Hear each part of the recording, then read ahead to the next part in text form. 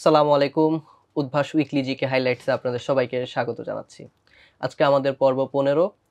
যথারীতি আপনাদের সাথে আছি আমি মোহাম্মদ আসিফুর রহমান এবং আজকে আমাদের সাথে অতিথি হিসেবে আছেন আমি মোহাম্মদ ইব্রাহিম খলিল রাজু। আমি ৪৩তম বিসিএস শিক্ষা ক্যাডারে গেজেটেড প্রাপ্ত। ধন্যবাদ ভাইয়া আপনার সময়ের জন্য। আপনাকে ধন্যবাদ। আমরা সরাসরি যদি আলোচনায় চলে যাই ভাইয়া, আমরা প্রথমেই জাতীয় বিষয়াবলী নিয়ে আলাপ করব। এর মধ্যে প্রথম যে বিষয়টা আমরা দেখতে পাচ্ছি, গত সপ্তাহের বেশ আলোচিত একটি ঘটনা বারবার আলোচনায় এসেছে যে দ্য ইকোনমিস্ট তারা বাংলাদেশকে 2024-এর বর্ষসেরা দেশ হিসেবে ঘোষণা করেছে।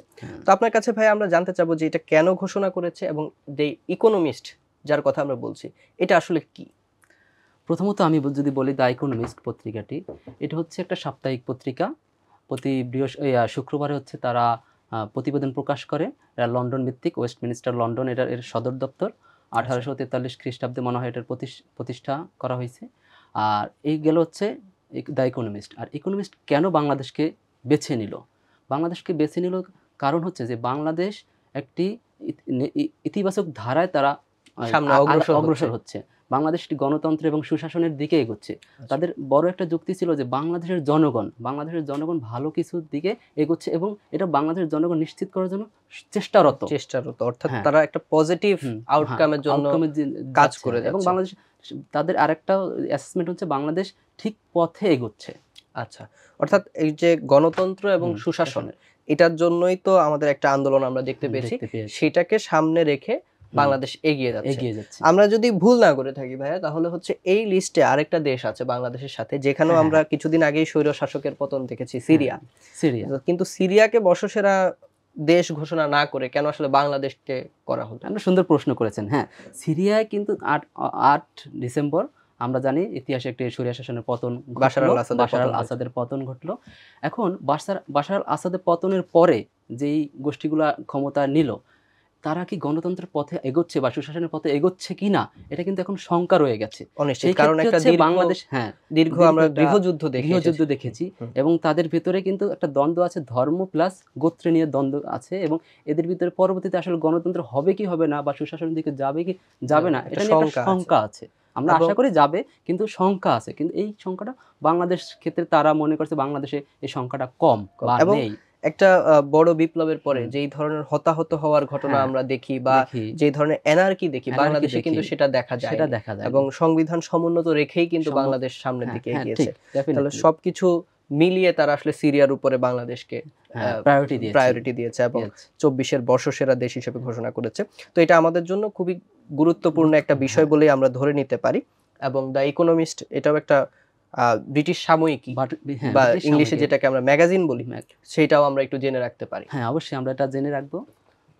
আমরা তাহলে একটু সামনের দিকে যদি আগাই ভাইয়া, এর মধ্যে আরেকটা দুঃখজনক ঘটনা আমরা 2009 সালে দেখেছিলাম। পিলখানা হত্যাকাণ্ডের ঘটনা আমরা দেখেছি, বাংলাদেশের জন্য একটা বিরাট ক্ষতি হয়ে গেছে সেখানে। তো অনেক বছর পরে পিলখানা হত্যাকাণ্ডের পুনঃ তদন্তের জন্য আবার কমিশন গঠন করা হলো এবং এর আগেও কিছু ঘটনা এবং তার বিপরীত ঘটনা আমরা দেখেছি। তো এই যে পুনঃ তদন্ত করা হলো, কমিশনটা সম্পর্কে একটু বলেন এবং কেন হচ্ছে যে আবার পুনঃ তদন্ত করার প্রক্রিয়াটায় আমরা গেলাম, সেটা যদি আপনি একটু আমাদেরকে ব্যাখ্যা করে দিতেন। আসলে হ্যাঁ, যে বিডিআর হত্যাকাণ্ড বা পিলখানা যে হত্যাকাণ্ড, এটা হচ্ছে বাংলাদেশের জন্য একটি আসলে আমাদের জন্য দুঃখজনক। হ্যাঁ, আর এই হত্যাকাণ্ড 2009 সালে আমরা জানি 25-26 ফেব্রুয়ারি এই দুঃখজনক ঘটনা ঘটেছে। তারপরে যে সেনা অফিসার যারা নিহত হয়েছেন তাদের বিচারের জন্য যে বিভিন্ন দীর্ঘ একটা সময় পার হয়ে গেছে, কিন্তু আমরা অনেকটা সময় পার হয়ে গেছে, কিন্তু এখনো কিন্তু সেই বিচার এখন হয়নি। এখন এটা হচ্ছে বাংলাদেশের মানুষের চাওয়া হয়ে গেছে। নিহত যারা রয়েছেন তাদের পরিবারের পাশাপাশি বাংলাদেশের জনগণের একটা আকাঙ্ক্ষা হয়েছে যে এই বিডিআর বিদ্রোহের বিচার সুষ্ঠু তদন্ত হোক এবং বিচার হোক। এই বিচারের প্রেক্ষিতে জনগণের চাওয়ার প্রেক্ষিতে বর্তমান যে উপদেষ্টা, প্রধান উপদেষ্টা তার রয়েছেন, তিনি হচ্ছে একটি তদন্ত কমিশন গঠন করছেন স্বরাষ্ট্র উপদেষ্টার মাধ্যমে।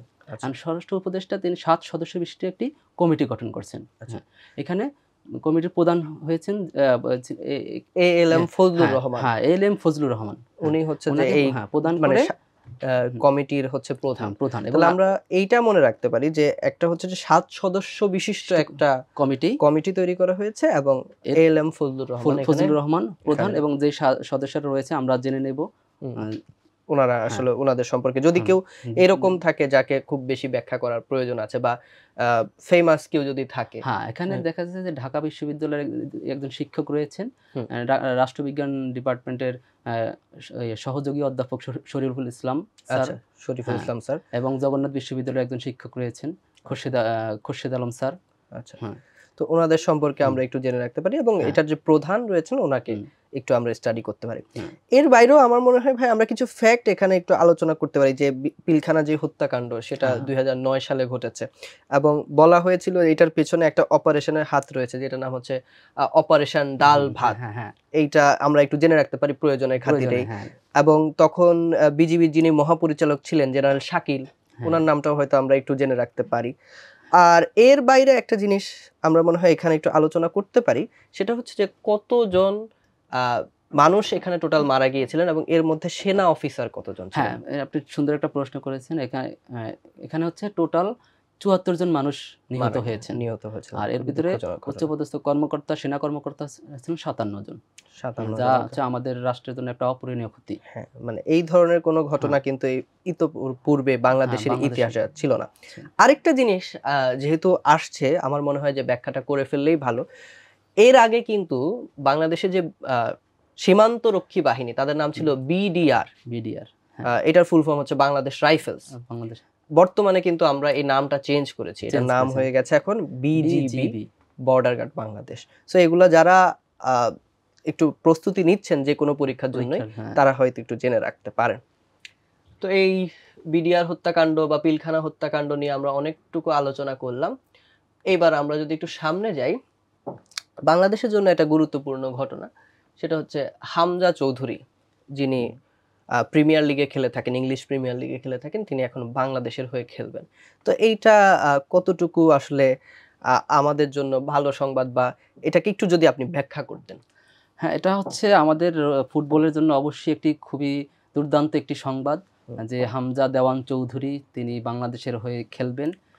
আর গত 19 ডিসেম্বর হচ্ছে এটা কনফার্ম হয়েছে যে তিনি বাংলাদেশের হয়ে খেলবেন। আগামী মার্চে হয়তো তিনি বাংলাদেশের জার্সি পরে বাংলাদেশের দলে খেলবেন। এটা আমাদের ফুটবলের জন্য যেমন গৌরব এবং বাংলাদেশের জন্য অবশ্যই একটি গৌরব হবে। এর আগে আমরা বাংলাদেশ দলের ক্যাপ্টেন ওনাকে দেখেছিলাম, শেখ জামাল। আরেকটা কথা বলে রাখি, তিনি কিন্তু একটি বিখ্যাত লিগে তিনি ইংলিশ লিগে তিনি ইংলিশ প্রিমিয়ার লিগ এবং লেস্টার সিটিতে তিনি কিন্তু একজন মিডফিল্ডার হিসাবে খেলছেন। এবং বলা হয়ে থাকে যে মানে যদিও ফুটবলাররা এটাতে অনেক বেশি দ্বিমত পোষণ করতে পারেন, কিন্তু বলা হয়ে থাকে যে যতগুলো কম্পিটিটিভ লিগ আছে তার মধ্যে সবথেকে বেশি হচ্ছে কম্পিটিটিভ হচ্ছে ইংলিশ প্রিমিয়ার লিগ। আমরা দেখেছি ক্রিস্টিয়ানো রোনালদোর মতো খেলোয়াড়রা এখান থেকে খেলে গিয়েছেন এবং এটা বিশাল অ্যামাউন্টের ফুটবলার, যারা তারকা ফুটবলার, তারা ইংলিশ প্রিমিয়ার লিগে খেলে থাকেন। তো আরেকটা বিষয় হচ্ছে সে কিন্তু ইংল্যান্ডের জাতীয় দলের হয়ে কিন্তু খেলতে পারতেন। আচ্ছা, অর্থাৎ ওনার সামনে সুযোগ ছিল অবারিত ইংল্যান্ডের জাতীয় দলের হয়ে খেলার। আমরা এখানে একটা বিশাল দেশপ্রেমের ঘটনা দেখতে পেলাম যে হামজা চৌধুরী ইংল্যান্ডের উপরে উনি বাংলাদেশ টিমের হয়ে খেলাটা, এবং এখানে কিন্তু তার বাবার একটা ভূমিকা ছিল, তার বাবাও সাপোর্ট করেছেন। আচ্ছা, দারুণ দারুণ একটা বিষয়। আমরা একটু সামনে যদি চলে যাই তাহলে দেখব যে উপদেষ্টা হাসান আরিফ মৃত্যুবরণ করেছেন। তো ওনার জীবন থেকে আমরা আসলে কোন জিনিসগুলোকে একটু হাইলাইট করতে পারি? হ্যাঁ, উপদেষ্টা হাসান আরিফ যথেষ্ট একজন বিদগ্ধ মানুষ ছিলেন, বাংলাদেশের একজন দেশপ্রেমিক ছিলেন। ওনার যেই এত দীর্ঘ একটা জীবন, যে কর্মময় জীবন, তার তো কর্মময় জীবন দীর্ঘ একটা জীবন। সে বাংলাদেশে অনেক গুরুত্বপূর্ণ পদে তার কর্মক্ষেত্র ছিল। আমরা যদি একটু পেছন থেকে আগাই, তিনি প্রথম তিনি কিন্তু আমাদের অ্যাটর্নি জেনারেল ছিলেন একটা সময় 2001 থেকে 2005 সালে অ্যাটর্নি জেনারেল দায়িত্ব পালন করেছেন। আচ্ছা, তারপরে হচ্ছে যে 2008 সালে যে তত্ত্বাবধায়ক সরকার ছিলেন, ওই সরকারে তিনি আইন, বিচার এবং সংসদ বিষয়ক উপদেষ্টার দায়িত্ব পালন করেছেন। আর সর্বশেষ হচ্ছে তিনি ডক্টর মোহাম্মদ ইউনূসের নেতৃত্বে যে উপদেষ্টা, তিনি প্রধান উপদেষ্টার অধীনে ভূমি মন্ত্রণালয়ের অধীনে উপদেষ্টা ছিলেন ভূমি আচ্ছা। মন্ত্রণালয়ের। তাহলে এখানে একটু যেই পদগুলোর কথা আপনি বলেছেন, যেমন হ্যাঁ, অ্যাটর্নি জেনারেল, এই জিনিসটাও আমরা একটু ব্যাখ্যা করে রাখতে পারি। অ্যাটর্নি জেনারেল বলতে আসলে রাষ্ট্রের যিনি প্রধান আইনজীবী, আইনজীবী, হ্যাঁ, রাষ্ট্রপক্ষের প্রধান আইনজীবীকে আইনজীবী বোঝানো হয়। অনেক বোঝানো সময় এই হয়। টেকনিক্যাল প্রশ্নগুলোও কিন্তু এসে থাকে হ্যাঁ, যে এসে অ্যাটর্নি থাকে। জেনারেল আসলে কি কি করে বা অ্যাটর্নি জেনারেল কাজ কি? হ্যাঁ, কাজ। আমরা জাতীয় যেই অংশটা ভাই সেটা দেখে ফেললাম। এবার একটু যদি আমরা আন্তর্জাতিক বিষয়াবলীর দিকে খেয়াল করি, তাহলে প্রথমেই যেই দেশটা নিয়ে আমরা অলরেডি আগে একবার কথা বলে ফেলেছি, আলোচনা প্রসঙ্গেই এই দেশটা এসেছে, সেটা হচ্ছে সিরিয়া। তো সিরিয়াতে আমরা দেখেছি নতুন সরকার গঠিত হয়েছে। মোহাম্মদ আল বশিরকে আমরা দেখলাম প্রধানমন্ত্রী নির্বাচিত হয়েছেন উনি, বা প্রধানমন্ত্রীর দায়িত্ব উনি গ্রহণ করেছেন।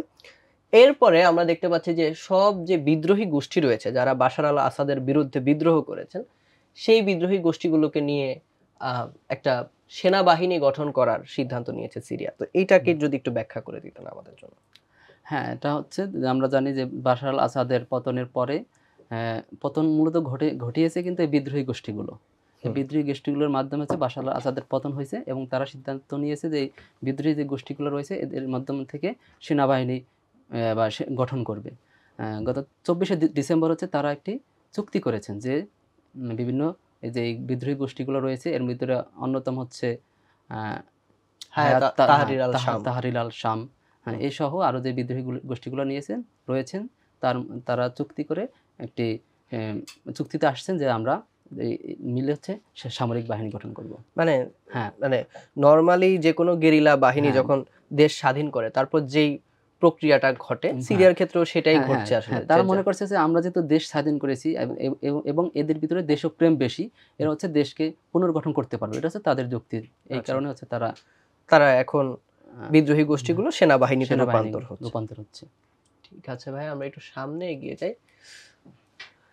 পানামা খালের নিয়ন্ত্রণ নেওয়ার হুমকি দিয়েছেন ট্রাম্প। সো আমরা যারা সাধারণ জ্ঞান নিয়ে আলোচনা করি, আমরা দুইটা খাল নিয়ে সব সময় বলি যে এটা সব সময় রিলেভেন্ট থাকবে। এর মধ্যে একটা হচ্ছে সুয়েজ খাল, আর একটা হচ্ছে পানামা খাল। তো সেই পানামা খাল নিয়ে যেহেতু আবার আলোচনা আসলো, ডোনাল্ড ট্রাম্প আলোচনাটা তুললেন, তো আপনি যদি একটু পানামা খাল সম্পর্কে আমাদেরকে বলেন এবং আসলে কেন উনি নিয়ন্ত্রণ নেওয়ার কথা বলছেন সেই জিনিসটা যদি আমাদেরকে একটু ব্যাখ্যা করে দেন তাহলে খুবই ভালো। আচ্ছা, প্রথমত যে পানামা খাল হচ্ছে মানে একটা কৃত্রিম খাল। এটা আমরা জানি যে 1914 সালের খনন কাজ শেষ হয়েছে। তারপর থেকে এটা কিন্তু খনন কাজ দায়িত্ব করেছে হচ্ছে যুক্তরাষ্ট্র, মার্কিন যুক্তরাষ্ট্র। তারপর থেকে 1976 সাল পর্যন্ত যুক্তরাষ্ট্রের কর্তৃত্বেই ছিল, অধীনেই ছিল। তারপরে তারা চিন্তা করছে এটা কিভাবে হস্তান্তর করা যায়, যেহেতু এটা পানামার অংশ, পানামার ভৌগোলিক অংশ। তারপরে তারা পানামার সাথে চুক্তি করে যৌথভাবে তারা দায়িত্ব পালন করেছে। 1999 সালে মানে পুরোপুরি পানামার হাতে হস্তান্তর করে দিয়েছেন, ক্ষমতা হস্তান্তর করে দিয়েছেন এবং তারপর থেকে কিন্তু পানামাই হচ্ছে এর যাবতীয় সমস্ত কিছু দেখভাল করে। ঠিক আছে। আবার 2016 সালে তারা হচ্ছে এটাকে প্রসারিতও করেছেন এবং পানামার সরকার এটা প্রসারিত করেছেন। এটা কিন্তু গুরুত্বপূর্ণ একটা রুট। আমরা জানি এটা হচ্ছে আপনার আটলান্টিক এবং প্রশান্ত মহাসাগরকে যুক্ত করেছে এবং উত্তর আমেরিকা আর দক্ষিণ আমেরিকাকে পৃথক করেছে। দুটা সাগরকে যুক্ত করে, আমরা জানি কি করে প্রণালী, দুটা সাগরকে যুক্ত করেছেন, দুটা দেশকে আলাদা করেছেন। হ্যাঁ, মানে পানামা খাল ব্যবহার না করলে দেখা যাচ্ছে যে উত্তর আমেরিকা থেকে দক্ষিণ আমেরিকা পুরোটা পার হয়ে অন্য পাশে যেতে হচ্ছে। এটা একটা শর্টকাট হিসেবে কাজ করে। আরেকটা গুরুত্বপূর্ণ তথ্য হচ্ছে পানামা খালের যে দৈর্ঘ্য রয়েছে বলা হয় যে 51 মাইল এবং 82 বর্গ কিলোমিটার। আচ্ছা, আরেকটা গুরুত্বপূর্ণ কথা এখানে বলা যায়, পানামা খাল কিন্তু আসলে সিঁড়ির মতো একটা খাল, স্তর বিশিষ্ট খাল। এবং অনেক সময় এটা বলা হয়ে থাকে যে পানামা দেশটাকেই স্বাধীন করা হয়েছে যেন এই পানামা খালের কর্তৃত্ব শুধুমাত্র আমেরিকার হাতে থাকে। এই ধরনের অনেক কথাবার্তা প্রচলিত আছে। আমরা জানি যে কলম্বিয়া থেকে স্বাধীনতা স্বাধীন করা হয়েছে এবং পানামা স্বাধীন হয়েছে 1903 সালে। এই ধরনের একটা আলাপ আছে। তো আমরা এইবার এই ঘটনার প্রেক্ষাপটে হয়তো পানামা খালটাকে একটু ভালো মতো আমরা পানামা খাল জানলাম। এখন ট্রাম্প কেন বলতেছে? ট্রাম্পের যুক্তি বলছে, ট্রাম্প এখন বলতেছে যে পানামা সরকার আমাদের থেকে বেশি ট্যাক্স আরোপ করতেছে যুক্তরাষ্ট্র। আমরা যেহেতু আমাদের এটা এক সময় ছিল, অধীনে ছিল, আমাদের কাছ থেকেই বেশি ট্যাক্স আরোপ করতেছে। ট্রাম্প তো সব সময় যে আমেরিকা ফার্স্ট তার যে একটা স্লোগান আছে, এটাকে প্রচার করে। এই কারণে হচ্ছে সে বলছে আমাদের থেকে যদি এই ট্যাক্স না কমায় দেখা গেছে এর কর্তৃত্ব আমরা আগে যেমন ছিলাম তখন আমরা নিয়ে নিব, মানে ওইটা হ্যাঁ নিয়ন্ত্রণ নিয়ে নেবে। এর প্রতিক্রিয়াও জানাইছে পানামা সরকার আচ্ছা অলরেডি। তারা বলছে এটা পানামার সার্বভৌমত্বের অংশ, এ নিয়ে কারো কোনো কথা বলার অধিকার নাই, উচিত না। ঠিক আছে, তো দেখা যাক আর সামনে কি হয়। আমরা যদি একটু সামনের দিকে এগিয়ে যাই, আমরা দক্ষিণ এশিয়ায় যদি ফিরে আসি, তাহলে আমরা দেখব যে পাকিস্তান আফগানিস্তানের উপর আচমকা একটা বিমান হামলা করেছে। তো এবং কোন তথ্যসূত্র বলছে 15 জন নিহত হয়েছে, কোন তথ্যসূত্র বলছে 16 জন নিহত হয়েছে। সেটা বড় কথা নয়। আমি আপনার কাছে জানতে চাই, দুইটা মুসলিম রাষ্ট্র, তারপরও তাদের মধ্যে এই ধরনের সংঘাত কেন দেখা যাচ্ছে, এবং পাকিস্তান আসলে কেন আফগানিস্তানে এই হামলাটি করলো? আচ্ছা, আপনি প্রথম প্রশ্নতে বলছেন যে আসলে মুসলিম রাষ্ট্র হওয়ার সত্ত্বেও তারা কেন মানে বিরোধী। প্রথমে যেটা ধারণা করা হয় যে আসলে ধারণা করা সত্য যে 1947 সালে যখন পাকিস্তান স্বাধীন হয়, স্বাধীন হওয়ার পরে যখন জাতিসংঘের সদস্য হওয়ার ক্ষেত্রে একমাত্র বিরুদ্ধে ভোট দিছে হচ্ছে আফগানিস্তান। আচ্ছা, হ্যাঁ, তারপর থেকে তাদের বৈরিতা মোটামুটি ওইখান থেকে বীজ বপন করা হয়েছে বৈরিতা। তারপরে হচ্ছে আরেকটা গুরুত্বপূর্ণ এখন বর্তমান যে বিষয়টা নিয়ে তারা অনেক বেশি উদ্বিগ্ন পাকিস্তান, যে পাকিস্তানে একটা সংগঠন রয়েছে যে তেহরিক ইনসাফ তালেবান, তেহরিক ইনসাফ তালেবানের যে একটি হ্যাঁ তেহরিকি তালেবান পাকিস্তান নামে, যে এইটা হচ্ছে পাকিস্তানে এখন সক্রিয়। আচ্ছা, হ্যাঁ, আর এর ধারণা করা হয়েছে এই তেহরিক ইসলাম এই সংগঠনের যারা মদত দিচ্ছে হচ্ছে আফগানিস্তান থেকে। আচ্ছা, হ্যাঁ, আফগানিস্তানে যে বর্তমান সরকার আছে তারাও তো তালেবান সরকার, ধারণা করা হয়েছে তাদের একটা মদতে হচ্ছে এই হত্যাকাণ্ডগুলা ঘটে। আপনি জানেন যে 21শে ডিসেম্বর হচ্ছে এই পাকিস্তানের ওয়াজিরিস্তানে হচ্ছে একটা হামলা করা হয়, এই হামলা হয়। এই হামলাতে প্রায় 15 জনের বেশি হচ্ছে সেনা সদস্য নিহত হয় এবং 8 জন আহত হয়। এর প্রেক্ষিতে এটার বদলা হিসাবে পাকিস্তান কি করেছে, আবার বিমান হামলা চালিয়েছে আফগানিস্তানে। অর্থাৎ এটা তাদের আঞ্চলিক একটা দ্বন্দ্বে রূপান্তরিত হচ্ছে। আমরা প্রত্যাশা করি হচ্ছে তারা এই দ্বন্দ্বে না গিয়ে এটা নিজেরা বসে হচ্ছে সমাধানের পথে এগিয়ে যাবে। আমরা যদি আরেকটু কাছাকাছি আসি আমাদের বাংলাদেশে, তাহলে আমরা দেখব যে একদম বাংলাদেশের সীমান্ত ঘেঁষে এই যে রাখাইনে একটা নতুন রাষ্ট্র গঠনের প্রস্তাব করা হচ্ছে। মায়ানমারে আমরা দীর্ঘ সময় ধরে দেখছি যে একটা সংঘাত চলছে, এবং নতুন করে এই যে রাখাইন রাষ্ট্র গঠনের যে বিষয়টি, এটি আসলে কোন দিকে আভাস দিচ্ছে সেটা যদি আপনি একটু ব্যাখ্যা করেন। হ্যাঁ, রাখাইন যে সমস্যা, মানে মিয়ানমারে যে সমস্যা, এটা নিয়ে প্রথমে বলি যে মিয়ানমার যদি আপনি মানচিত্র দেখেন, তাদের যে ভৌগোলিক কাঠামো, এই কাঠামোতে তারা কি করেছে যে 1982 সালে হচ্ছে তারা একটা নাগরিক আইন তৈরি করেছে। আইনের মাধ্যমে হচ্ছে তারা যে ট্রাইবগুলো রয়েছে, যে অন্য মূল জাতি বা উপজাতি বা আদিবাসী যেগুলো রয়েছে, এগুলোকে তারা সাইডে দিয়েছে এবং মাঝখানে রেখেছে পিওর মিয়ানমার যারা জনগোষ্ঠী আছে তাদেরকে রেখে বাকি যে চারপাশে যে বিদ্রোহী গোষ্ঠীগুলো আছে এরা হচ্ছে চারপাশে অবস্থান করতেছে। মানে এখানে অর্থাৎ মূল ভূখণ্ড থেকে একটু দূরে, মূল ভূখণ্ডের মাঝখানে হচ্ছে মূল জাতিসত্তা যারা আছে, আর বাকি যে বিদ্রোহী গোষ্ঠীগুলো এগুলো হচ্ছে কিন্তু আপনার চারপাশে। আচ্ছা, হ্যাঁ, এখন এখান থেকে হচ্ছে তারা বিভিন্ন গোষ্ঠী তৈরি হয়েছে, তৈরি হওয়ার পরে তারা আলাদা করে নিজেরা স্বাধীন অঞ্চল হিসাবে তৈরি করার জন্য সংগ্রাম করে যাচ্ছে।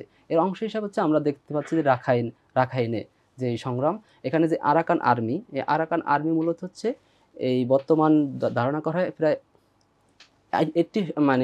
80% জায়গা তারা দখলে নিয়ে নিচ্ছে। আচ্ছা, এমনিতেই আমরা দেখতে পাচ্ছিলাম যে মায়ানমারের যে জান্তা সরকার, তারা কিন্তু এই বছরের শুরু থেকেই খুব একটা মানে কোণঠাসা অবস্থায় আছে আমরা দেখেছি, এবং বিদ্রোহী গোষ্ঠীগুলো তাদেরকে বারংবার আক্রমণ করেছে।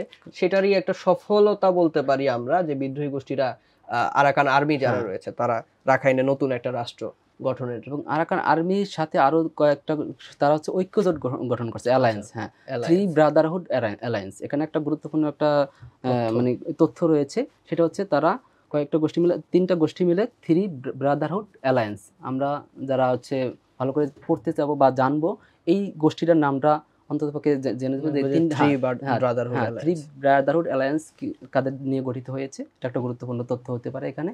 আচ্ছা, দারুণ আলোচনা করলেন ভাইয়া। আমরা সামনে যদি এগিয়ে যাই, আমরা দেখবো যে শ্যাম বেনেগাল মারা গিয়েছিলেন। বিখ্যাত একজন নির্মাতা ছিলেন উনি। মহাত্মা গান্ধী থেকে শুরু করে সুভাষচন্দ্র বোস থেকে শুরু করে সবারই মূলত জীবনী তৈরি করার পেছনে ওনার একটা মানে জীবনী ভিত্তিক যেই চলচ্চিত্রগুলো আছে সেগুলোতে ওনার ইন্টারেস্ট আমরা দেখেছি। বেশ বড় মাপের একজন নির্মাতা ছিলেন, উনি মৃত্যুবরণ করেছেন। তো সেক্ষেত্রে আমরা এখান থেকে কি কি জানতে পারি? এখান থেকে আমরা জানতে পারি হচ্ছে উনি যেহেতু একজন শ্রেষ্ঠ নির্মাতা ছিলেন, উনি কি পুরস্কার পেয়েছেন অলরেডি, এই পুরস্কারগুলো আমরা জানতে পারি। তারপরে হচ্ছে তিনি বিখ্যাত কি ছবি নির্মাণ করেছেন, হ্যাঁ চলচ্চিত্র নির্মাণ করেছেন, এই চলচ্চিত্রের নামগুলো আমরা জানতে পারি। আচ্ছা, সেক্ষেত্রে আমরা মনে হয় ওনার এবং কবে উনি মারা গেছেন এই জিনিসগুলো মারা গেছেন একটু মানে খুব বেশি তো গুরুত্বপূর্ণ না এই বিষয়টা। মৃত্যু, তারপরে হচ্ছে ওনার কর্ম, ওনার যে পুরস্কারে ভূষিত হয়েছেন, এই বিষয়গুলো হচ্ছে আমার কাছে মনে হয় ওনার ক্ষেত্রে জেনে রাখা উচিত। ঠিক আছে ভাই, আমরা আজকের এই সপ্তাহ ভিত্তিক যে আলোচনা আমাদের ছিল, গত সপ্তাহে যা যা ঘটে গেছে সেই আলোচনাগুলো আজকে এই পর্যন্তই। যারা দেখছেন দর্শক, তাদের জন্য যদি আপনার কিছু বলার থাকে সেটি আপনি বলে দিতে পারেন। হ্যাঁ অবশ্যই, যারা দেখছেন তা অবশ্যই অসংখ্য ধন্যবাদ। আর আমরা যারা পরীক্ষা দিবেন, একটা জিনিস খেয়াল রাখবেন যে আসলে কোন ঘটনাগুলো গুরুত্বপূর্ণ। আমরা অনেক ঘটনাই ঘটে, এখন কোনগুলো গুরুত্বপূর্ণ আর কোনটা হচ্ছে কম গুরুত্বপূর্ণ, এটা হচ্ছে আমাদের প্রথমে আইডেন্টিফাই করতে হবে। আর এই ক্ষেত্রে হচ্ছে আমরা যে সাপ্তাহিক জিকে হাইলাইটস হয়, এইখান থেকে আপনারা ধারণা নিতে পারেন আসলে মূল কোন বিষয়গুলো এখানে গুরুত্ব দেওয়া হয় বা কিভাবে আলোচনা করা হয়। এখান থেকে কিন্তু আমরা মূল তথ্যটা জানতে পারি এবং আমরা ট্যাকটিক্সটা শিখতে পারি যে আসলে আমরা কি পড়বো আর কি পড়বো না। এখান থেকে হচ্ছে আমরা আশা করি যদি আমরা নিয়মিত দেখি উপকৃত হব। এবং সকলকে এই বলে ধন্যবাদ। ধন্যবাদ ভাই আপনাকেও আপনার গুরুত্বপূর্ণ আলোচনার জন্য। আজকের আলোচনাটি আমরা এখানেই সমাপ্ত করছি। সামনের সপ্তাহে আপনাদের সাথে আবার দেখা হয়ে যাবে নতুন কোনো বিষয় নিয়ে। সেই পর্যন্ত সবাই সুস্থ থাকবেন, ভালো থাকবেন। আল্লাহ হাফেজ।